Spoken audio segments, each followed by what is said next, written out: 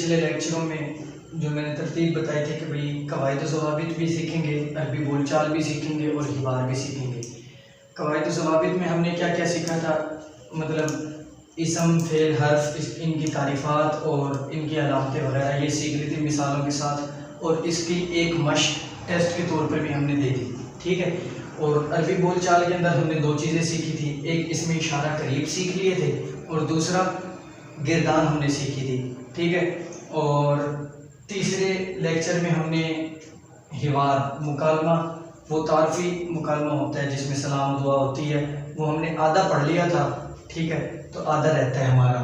तो मैंने इस लेक्चर में आप लोगों को दोबारा मतलब थोड़े थोड़े कवायद ज़वाबित, ये तीनों चीज़ें साथ के साथ लेकर चलते रहेंगे, ठीक है, ताकि कवायद ज़वाबित भी आप लोगों के जहन में रहे, अरबी बोलचाल थोड़े थोड़े स्टार्टिंग के मतलब जो छोटे छोटे जुमले हैं वो भी आप लोगों को बोलना आ जाए, और हिवार आप याद करके लोगों के साथ मिसाल के तौर पे आप लोग बोल सकते हैं, उससे कुछ बड़े बड़े जुमले आप लोगों को आ जाएंगे, ठीक है।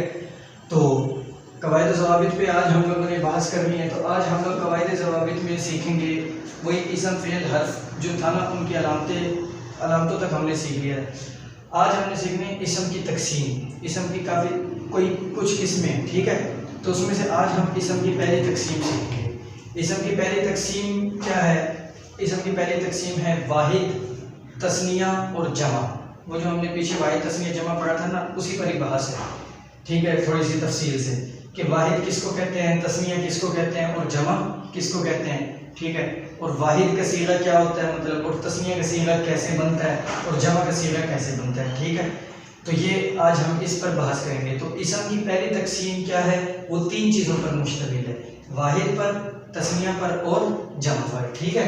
तो ये देखें, हम हेडिंग डाल देते हैं कि इसम की पहली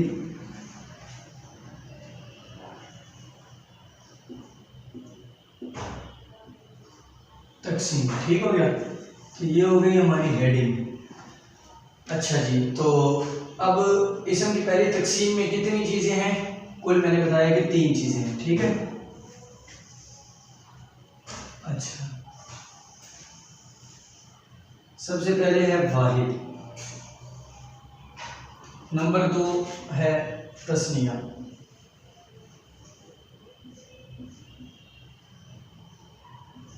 अच्छा जी, नंबर 3 क्या है? जमा, ठीक हो गया। तो ये तीन चीज़ें हैं।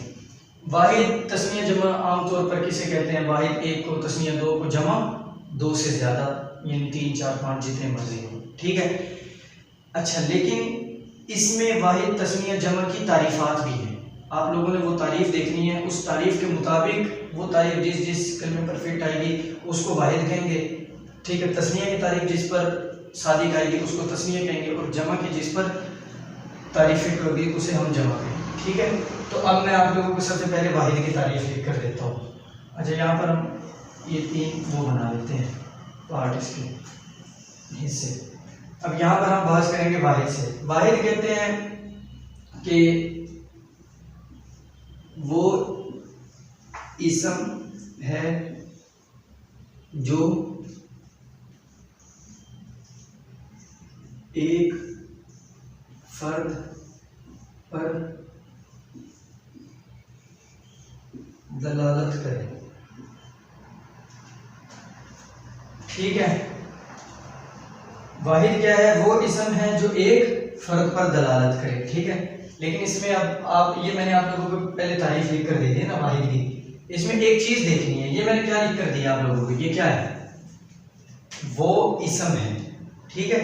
तो मतलब ये वाहिद भी फिर इसम की अलामत में से हो गई, ठीक है। इसम की अलामत जो हमने 7 पढ़ी थी वो तो थी बुनियादी अलामतें। यूं आगे इसम की बहुत सारी अलामतें होंगी, ठीक है। वाहिद, तस्निया, जमा आ गई मिसाल के तौर पे इसम की पहली तकसीम। अब इसम की दूसरी तकसीम भी है, हम उसमें जिससे बहस करेंगे वो भी फिर इसम की अलामत में से होगी, ठीक है। तो यूं आप लोगों को इसम का अच्छे तरीके से पता लग जाएगा। अच्छा, ये बस थोड़ा सा गौर करवाना था कि वाहिद वो इसम है, ठीक है, लेकिन मुकम्मल तारीफ हमने देखनी है। वो इसम है जो एक फर्द पर दलालत करे, उसे कहेंगे वाहिद। अब इसकी मैं मिसाल देता हूं, जैसे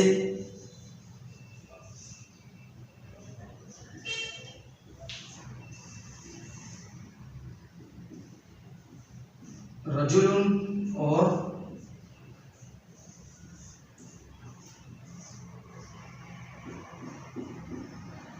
इम्राअतुन। ठीक हो गया। ये मैंने एक मिसाल दी आपको मुज़क्कर की और एक मिसाल दी आप लोगों को मुअन्नस की। अब ये देखें वाहिद क्या है, वो इसम है जो एक फर्द पर दलालत करे, जैसे रजुलुन और इम्राअतुन। ठीक है, रजुलुन कहते हैं एक मर्द को और इम्राअतुन कहते हैं एक औरत को, क्योंकि फर्द कहा है ना जो अभी तक हम पढ़ रहे हैं। ठीक है, आगे वो मजीद सारी तफसील पता लग जाएगी। अच्छा, फर्द के अंदर मुज़क्कर मुअन्नस दोनों दाखिल हैं। ठीक है, तो रजुलुन भी एक फर्द पर दलालत कर रहा है और इम्राअतुन भी एक फर्द पर, रजुलुन यानी एक मर्द और इम्राअतुन एक औरत। ठीक है, तो ये होगी हमारी वाहिद की तारीफ। ठीक है, इसका कोई कायदा देखें, बज़ाहिर देखा जाए तो इसका कोई कायदा नहीं है, बस ये है कि भाई जो एक फर्द पर दलालत करे। ठीक है, लेकिन अरबी के अंदर तस्निया का तो हमने पढ़ा है ना कि दो फर्द पर दलालत करे, यानी दो पर जो दलालत करता है दो चीज़ों पर, उसको तो कहते हैं तस्निया। लेकिन तस्निया के अंदर इसके तस्निया बनाने का कायदा भी है। ठीक है, कि भाई मिसाल के तौर पे वाहिद में तो ये है ना कि ये एक फर्द पर दलालत कर रहा है, लेकिन अरबी में कुछ ऐसे अल्फाज हैं कि भाई जिसको हम वाहिद के आखिर में लगा देंगे तो उससे तस्निया बन जाएगा, यानी वो दो पर। अब मैं मिसाल के तौर पे तस्निया की अलामत आपको बताता हूँ, जैसे अलिफ और नून है।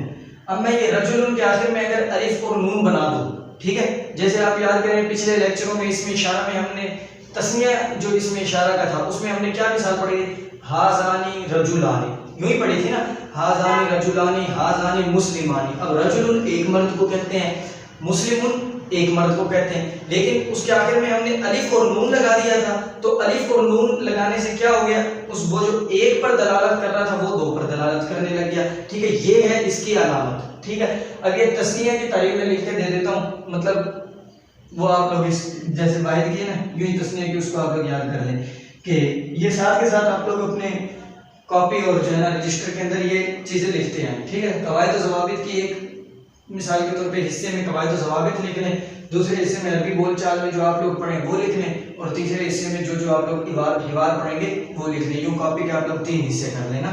ठीक है, तो रोज़ाना मतलब हर लेक्चर में जिसमें कवायद व ज़वाबित पढ़ें तो वो कवायद व ज़वाबित वाले हिस्से में लिख लें, जिसमें अरबी बोलचाल पे बहस हो रही है उसमें आप लोग अरबी बोलचाल लिख लें, और जिसमें हिवार पे बहस हो रही है उसमें उस हिस्से में आप लोग हिवार लिखें। अच्छा जी, खैर अब ये तस्निया की क्या है, तस्निया की तारीफ कह रहे हैं कि जिसको वाहिद के आखिर में अलिफ और नूने मकसूर या, हाँ ठीक है, मतलब यूं कर लें, या ये दूसरा या है, या इसको कोमा में लिख देते हैं ताकि ये पता लग जाए, अलिफ और नूने मकसूर या मा कबल मफ्तूह और नूने मकसूर लगा कर बनाया हो।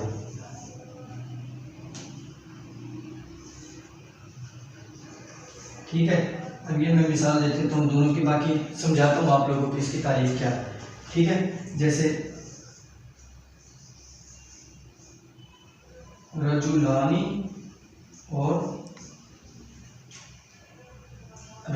हो गया और मुस्लिमानी हो गया।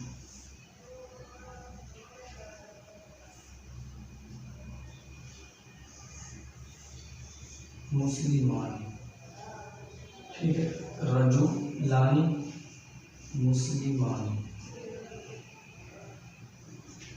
अच्छा जी,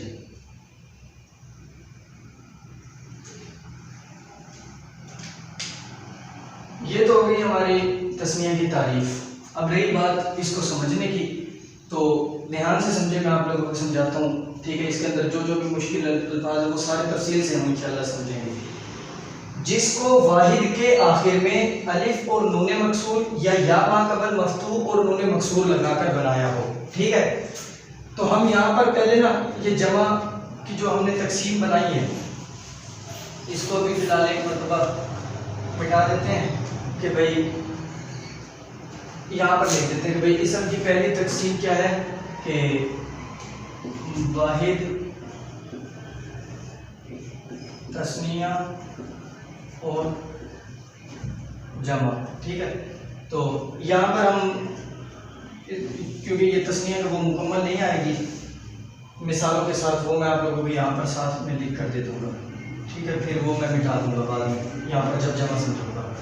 अच्छा जी, ये देखें तस्निया क्या है, जिसको वाहिद के आखिर में अलिफ और नून मकसूर या मा कबल मफ्तूह और नून मकसूर लगाकर बनाया हो, ठीक है। अच्छा जी, ये देखें, अब इससे पहले आप लोग ये समझ लें, ये मफ्तूह मकसूर वाला जो चक्कर है ना, ये इसको पहले सबसे पहले आप लोग ये समझ लें कि ये मफ्तूह मकसूर क्या है। कि अब ये देखें ज़म्मा, ठीक है, और फतह और कसरा, कसरा इसका दूसरा नाम, यानी कोई यूं भी कह देता है मज़मूम, फतह को कह देता है मफ्तूह और कसरा को कह देता है मकसूर। अच्छा, ज़म्मा का मतलब यहाँ पर माना, ज़म्मा का माना है पेश, ठीक है।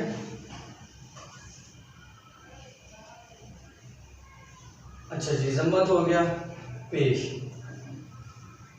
और फतह और मफ्तूह किसे कहते हैं, ज़बर को, ठीक है, और कसरा और मकसूर कहते हैं ज़ेर को।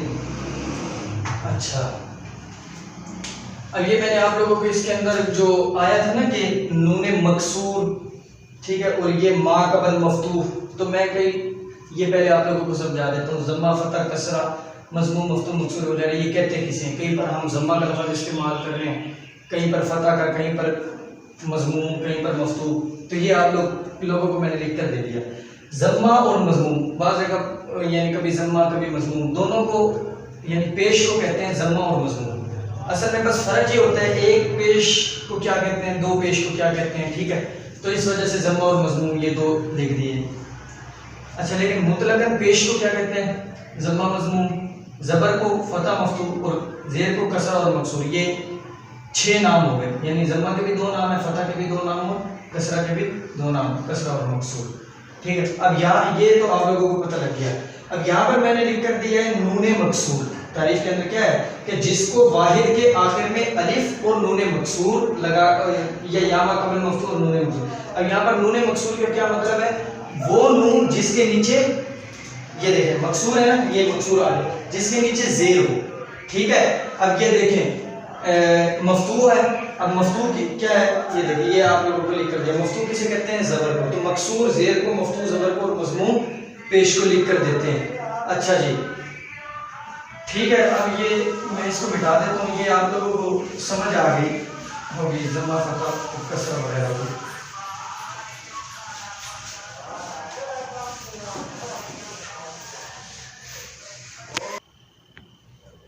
तो तस्निया का अब वो मैंने मिसालें उसकी मिटा दी हैं, मतलब वो ज़म्मा, फतह, कसरा मिसालें नहीं, वो ज़म्मा, फतह, कसरा वो आप लोगों को समझा दिया था। अच्छा, अब तारीफ को समझ रहे हैं कि भाई वो इसम है तस्निया जिसको वाहिद के आखिर में अलिफ और नून मकसूर या मा कबल मफ्तूह और नून मकसूर लगाकर बनाया गया, ठीक है। मफ्तूह का पता लग गया, ज़बर को, मकसूर का पता लग गया, ज़ेर को कहते हैं, ठीक है। अब ये देखें, अब ये मतलब ये तारीफ़ की यहाँ पर मैं ये आप लोगों को इस हिस्से में समझा देता हूँ तारीफ़ के मुताबिक, ठीक है।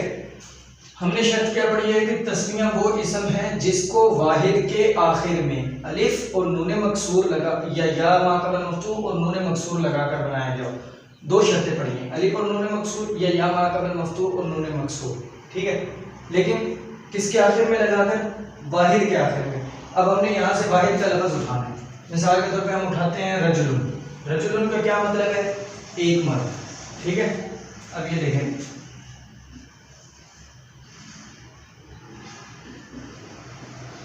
रजुलुन। ठीक है, रजुलुन किसे कहते हैं? एक मर्द को कहते हैं। अच्छा जी, हमने क्या पढ़ा कि वो इसम है जिसको वाहिद के आखिर में अलिफ और नून मकसूर या मा कबल मफ्तू और नून मकसूर लगाकर बनाया। अब हमने दोनों तरीके इधर इस्तेमाल करते हैं। अब ये वाहिद है ना, वाहिद के आखिर में हमने सबसे पहले पहला तरीका इस्तेमाल करते हैं कि अलिफ और नून मकसूर लगाते हैं। ठीक है, अब अलिफ मैं लगाता हूँ, देखें रजुलुन के आखिर में अलिफ लगा दिया और नून लगाना है। सबसे पहले तो ये देख लेना कि भाई अलिफ लगाना है और नून लगाना है, लेकिन अलिफ का कोई इराब नहीं बताया कि अलिफ का क्या इराब आएगा। ठीक है, लेकिन नून का इराब बताया कि नून क्या होगा? मकसूर होगा, यानी नून को हमने देना है से। अच्छा, अब वाहिद के आखिर में अलिफ और नून मकसूर लगाना है ना। अब ये लाम है वाहिद का आखिर, अब इसका इराब मिटा देंगे हम। ठीक है, यानी लाम के आगे हमने अलिफ लगाना है, तो लाम अलिफ हो जाएगा। ठीक है, तो ये रजू, अब इसको जबर दे दिया तो क्या हो गया? रजुलानी। ठीक है, ये हो गया हमारा तस्निया पहले कायदे के मुताबिक। अब दूसरा क्या है कि या मा कबल मफ्तू और नून मकसूर लगाकर बनाया गया। अच्छा, हम ये दोबारा पहला लफ्ज़ देखते हैं, दूसरा कायदा इसके ऊपर अब हमने फिट करना है। अच्छा जी, पहला लफ्ज़ क्या? मुफरद क्या है? रजुलुन। ठीक हो गया। अब क्या करना है कि या मा कबल मफ्तूम और नून मकसूर, पहले दो हरफ लिखते हैं हम, एक या से बात हो रही है और एक नून से। अब ये कह रहे हैं कि या मा कबल मफ्तूम होना चाहिए और नून मकसूर होना चाहिए। अच्छा, नून का इराब हमें बता दिया कि भाई मकसूर होना चाहिए, वो तो हमने लगा दिया। या का इराब नहीं बताया, लेकिन क्या कहा कि या मा कबल मफ्तूम। मा कबल कहते हैं पहले को और मा बाद कहते हैं उस हरफ के बाद को। या से पहले क्या है? लाम है ना, तो ये लाम क्या है? या का मा कबल है। और नून क्या है? या के बाद है ना, तो ये नून क्या है? या का मा बाद है। ठीक है, अच्छा, अब या का तो कोई इराब नहीं बताया, लेकिन ये कहा है कि या मा कबल मफ्तू, यानी या से पहले वाला जो हरफ है उसका इराब बता दिया कि उसका इराब क्या होना चाहिए? कि मफ्तू होना चाहिए, जबर होना चाहिए। अच्छा, अब जबर हो गया, लेकिन या का कोई इराब नहीं है। जब उन्होंने बताया तो फिर हमने तो जज़म का ही इराब देना है ना। अच्छा, अब ये तो हमने कायदे के मुताबिक बना लिया। अब इसको पूरे हरफ को लिखते हैं कि ये कैसे बन जाएगा? रजू, ये लाम आ गया ना, अब यहाँ पर ये हमने या जोड़ना है और फिर ये आखिर में नून। अच्छा जी, अब ये देखें रजुलैनी उस इराब के मुताबिक। ठीक है, अब हमने रजुलन जो मुफरद था उसको हमने पहले कायदे के मुताबिक भी बना लिया, दूसरे कायदे के मुताबिक भी बना लिया। रजुलानी, रजुलैनी। रजुलानी का भी मतलब दो मर्द हैं और रजुलैनी का भी मतलब दो मर्द हैं। अच्छा, तो फिर जब दोनों का मतलब यानी रजुलानी और रजुलैनी का सेम है, जब दोनों का मतलब एक ही है कि भाई दो मर्द, तो फिर ये दो लफ्ज़ क्यों आए? ये वही वाली सूरत है जो हमने इसमें इशारा में पढ़ी थी ना कि हाजानी और हाजैनी। वहां पर मैंने क्या बताया था कि एराब का फर्क है, कहीं पर हाजानी इस्तेमाल होगा, कहीं पर हाजैनी इस्तेमाल होगा। इसी तरीके से ये भी है कि कहीं पर रजुलानी इस्तेमाल होगा दो मर्द के लिए और कहीं पर दो मर्द के लिए रजुलैनी इस्तेमाल होगा। ये जब हम आगे इसको तफसील से पढ़ लेंगे ना तो फिर उस वक्त आप लोगों को इसका पता लग जाएगा कि कहाँ पर रजुलानी इस्तेमाल हो रहा है और कहाँ पर रजुलैनी इस्तेमाल हो रहा है। ठीक है, तो ये तस्मीया की तारीफ आप लोगों को समझ आ गई अच्छे तरीके से। और ये रजुलन और रजुला यानी रजुलन से हमने ये बना भी लिए मिसालों के साथ। अच्छा, अब हम इमरातुन पे ये मिसालें फिट करते हैं। ठीक है, ताकि मैं 3 मिसालें दूंगा आप लोगों को। अच्छा, यहाँ पर इमरातुन की जगह पर है, क्योंकि ये ठीक है, इमरातानी, और तीसरा है मुस्लिमान। ठीक है, अच्छा जी, ये हो गया हमारा। अब हमने पहले रजुलानी की मिसाल हमने समझ ली। अच्छा, अब हमने समझनी है इमरातानी की मिसाल, यानी इमरातानी की मिसाल। अब जब आप लोगों को रजुलानी की समझ आ गई इमरातानी की भी आसान है इसी तरीके से। ठीक है, हमने ये बस बात याद रखनी है कि लफ्ज़ कौन सा उठाना है, वाहिद का। फिर उसके आखिर में ये पहला कायदा भी फिट करेंगे और दूसरा कायदा भी, दो तरीक़ों से तस्निया बनाएंगे। अब हम पहले इमरातानी से बनाते हैं। इमरातानी के उधर मैंने मुफरद क्या लिखी है, इमराअत। ठीक है, तो ये है इमराअत।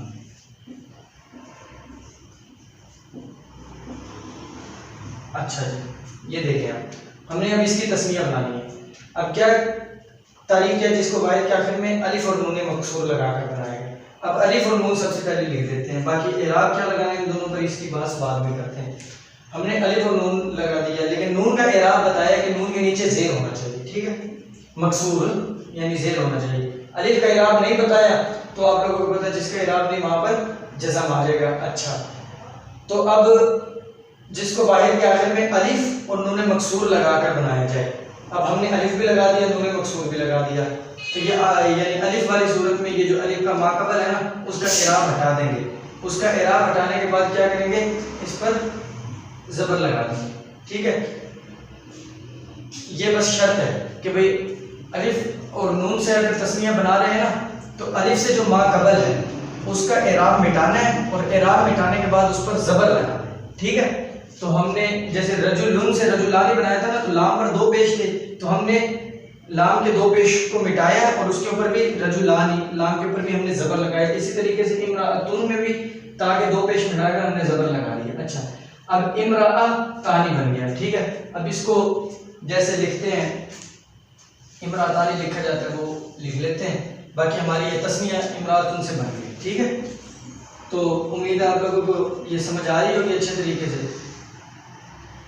ये दूसरी मिसाल दे रहे हैं ना। ठीक है, अभी इसी को ये दूसरी शर्त इस पर फिट करनी है हमने। ठीक है, तो ये इमराअतानी यूँ लिखा जाएगा ये। अब इसके बाद हम इस पर दूसरी शर्त फिट करते हैं। अब हमने लफ्ज़ लिखा वही इमराअतुन मुफरद। ठीक है,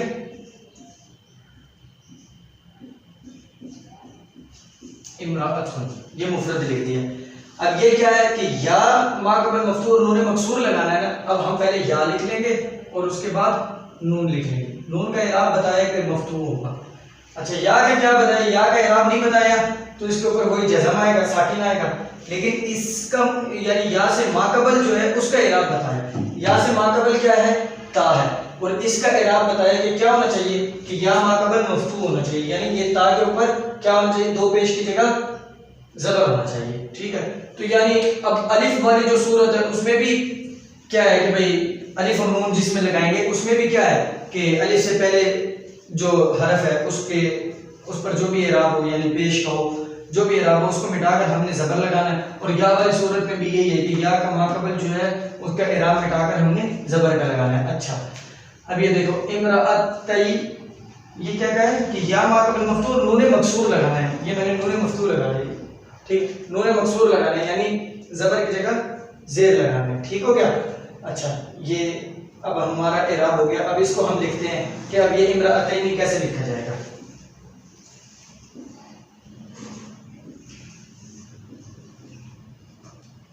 इमराअतैनी। ठीक है, अब ये हमारा दूसरी शर्त के मुताबिक तस्निया बन गया।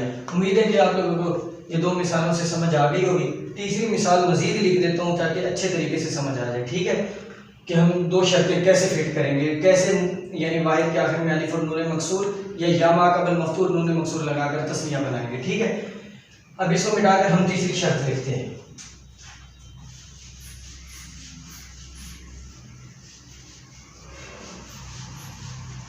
अच्छा जी, अब यहाँ पर हम लिख रहे हैं तीसरी शर्त, ये तीसरा हरफ वो क्या है, मुस्लिमानी।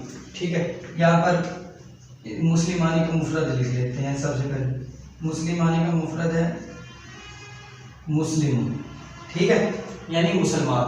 अब इसकी तस्निया लिखी हुई है वो मुस्लिमानी। अब इसको हमने तस्निया बनाना है, तो क्या वही शर्त जो मैंने बताई है कि जिसको वाहिद के आखिर में अलिफ और नून मकसूर लगाना है ना, तो सबसे पहले हम वाहिद लिखेंगे। वाहिद क्या है हमारा, मुस्लिम।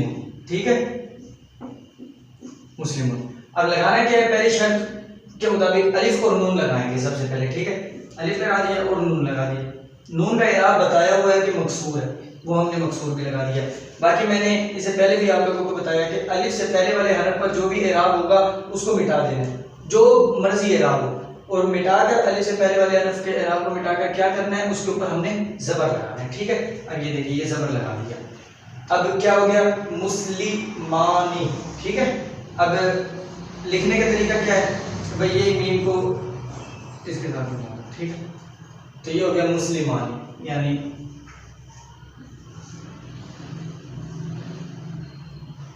मुस्लिमानी।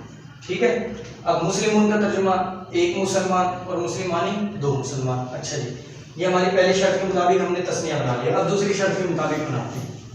ठीक है, अब इससे आप लोगों को जो है ना तस्निया बनाना आ जाएगा, यानी वाहिद को तस्निया कैसे बनाना है, यही कायदा है। और इससे मतलब तस्निया बनाना होगा तो इसी कायदे को आप लोगों ने इस्तेमाल करना है, तो वो तस्निया बन जाएगा, दो पर दलदलत करेगा। ठीक है, अब क्या या ये दूसरी सूरत हमने बनानी है ना, तो ये देखें मुस्लिमुन। अब दूसरी सूरत क्या कह रही है कि या मा कबल मफ्तूह और नून मकसूर ना। अच्छा, अब यहाँ पर या लिख दिया हमने और नून लिख दिया। अच्छा, नून का इराब बताया क्या कि नून मकसूर होना चाहिए, या का इराब नहीं बताया, वही बात साकिन हो जाएगा। लेकिन या से पहले वाले का इराब बताया, यानी मा कबल का, वो क्या है, मीम है, उसका इराब क्या बताया कि वो क्या होना चाहिए, मफ्तूह होना चाहिए। अच्छा जी, अब हम मीम का इराब ये मिटाकर इधर हम क्या लगाएंगे, मफ्तूह। ठीक है, अब मुस्लिम महीनी हो गया, अब इसको यूँ लिखेंगे मुस्लिम महीनी। ठीक है, अब ये देखें ना कि उन्होंने कहा था ना कि वाहिद के आखिर में या मा कबल मफ्तूह और नून मकसूर लगाना है। अब ये देखें वाहिद था मुस्लिमुन, इसके आखिर में हमने या मा कबल मफ्तूह यानी या से पहले वाले हरफ को ज़बर दे दिया और नून मकसूर लगाना है और नून को ज़ेर दे दी। ठीक है, तो मुस्लिमैनी ये कायदे के मुताबिक हमारी तस्निया की बहस मुकम्मल हो गई। ठीक है, तो ये इस तरीके से आप लोग इसकी प्रैक्टिस साथ के साथ करते रहें। कोई भी 5-10 लफ्ज़ ले लें, उससे दोनों शर्तों के मुताबिक, उसकी ये पहली शर्त के मुताबिक भी और दूसरी शर्त के मुताबिक भी इस पर क्या करना है हमने, आप इसको जो है ना यूँ तस्निया बनाएं, मुस्लिमानी मुस्लिमैनी, अलिफ और नून वाली सूरत का भी और या और नून वाली का भी तस्निया बनाएंगे। ठीक है, और इसकी तारीफ अच्छे तरीके से याद रख लें कि यही कायदा चलेगा। ठीक है, तारीफ भी और कायदा भी है, क्योंकि कवायद और ज़वाबित पढ़ रहे हैं तो यही इसी का नाम कायदा है। अच्छा जी, यहाँ पर तो हो गई अब हमारी तस्निया की बहस मुकम्मल। ठीक है, अब जमा की बहस अब हम सीखेंगे, तो उसके लिए मैं ये मिटा देता हूँ, वाहिद लिखा है बेशक से, तो यहाँ पर क्योंकि हमने इसकी पहली तकसीम में क्या पढ़ा था कि 3 किस्में, वाहिद, तस्निया और जमा। तो वाहिद पर भी बहस कर ली, तस्निया पर भी बहस कर ली, अब जमा की बात रह गई, उस पर हम अभी बहस करते हैं।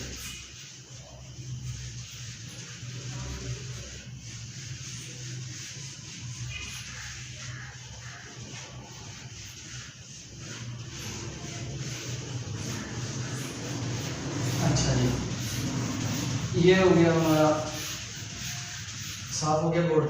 अच्छा, अब जमा से बहस करनी है ना, तो हम यहाँ पर जमा की हेडिंग दे देते हैं।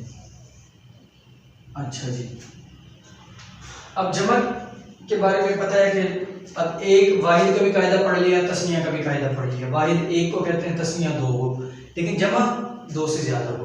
अब जमा का क्या कायदा है, वो कोई मुख्तस नहीं है। ठीक है, वो आगे आके बस आगे इसकी कुछ जमा के मुतालिक तफसील आ जाएगी, वो उस वक्त पढ़ लेंगे। लेकिन इस वक्त जमा की पहले हम तारीफ पढ़ते हैं कि जमा की तारीफ क्या है। जैसे वाहिद की तारीफ पढ़ी है ना, इसी तरीके से जमा की तारीफ। जमा की तारीफ के बारे में कह रहे हैं कि जिसको वाहिद के आखिर में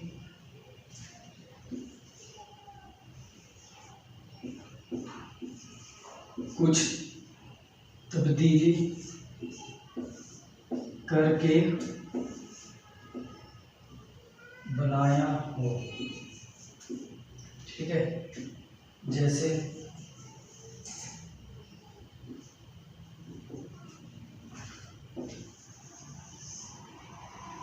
मुस्लिमून से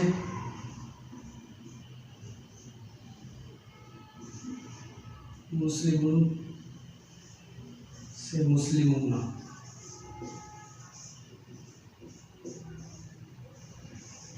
ठीक है, और दूसरी मिसाल लिख देता हूँ।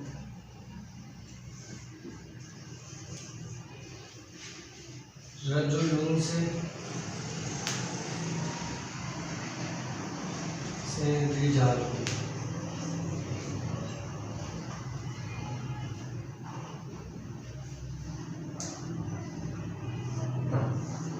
अच्छा जी, ये हो गई हमारी जमा की तारीफ मुकम्मल।